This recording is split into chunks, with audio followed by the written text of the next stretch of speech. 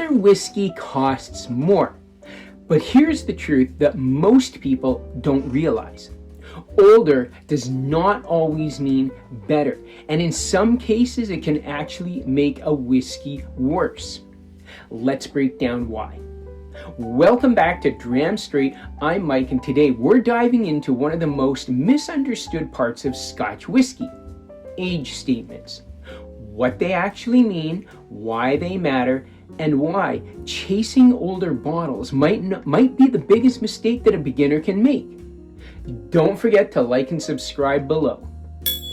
So let's start with what an age statement actually means. An age statement on a bottle, like you've seen 12, 15, or 18 years, tells you the age of the youngest whiskey in that bottle. Not the average, not the oldest, the youngest. So if you see a 12-year Scotch, that means every drop inside has been aged at least 12 years in oak casks.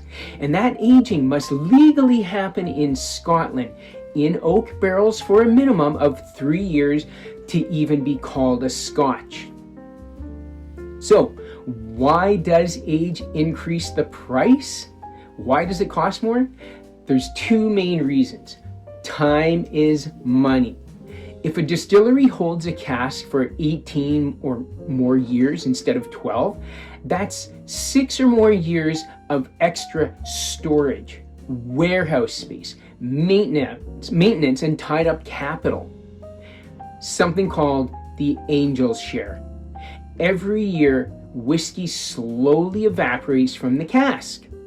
In this industry, this is what is referred to as the angel's share. In Scotland, because of the climate, distilleries typically lose about 2% of the cask per year.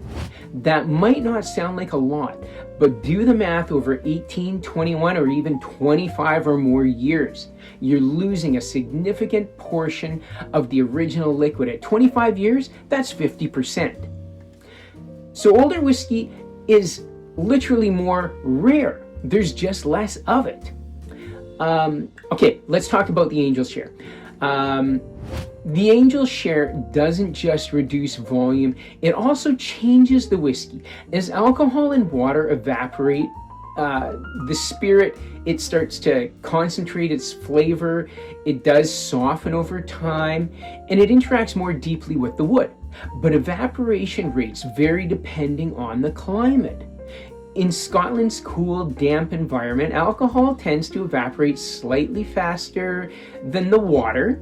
The ABV can also gradually decrease over time. Compare that to hotter climates like in Kentucky or India, where evaporation is much faster and aging behaves completely different.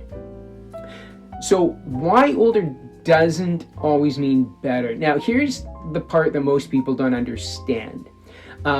Like some wines, whiskey can peak and then decline. Why? Because of the cask. Cask quality is everything. The cask is where most of the flavor comes from, not the distillate, not the age, the cask and the wood and the quality of the wood. If you put great spirit into a high quality cask, you get rich, balanced, complex whiskey over time. But if the cask is overused or is of poor quality or not well managed, then more time doesn't fix it. The extra time amplifies the flaws. For instance, too much oak can lead to bitterness, dryness, overly tannic flavors. So instead of improving the whiskey, it actually becomes worse with age. Here's another factor: distillery skill and maturation.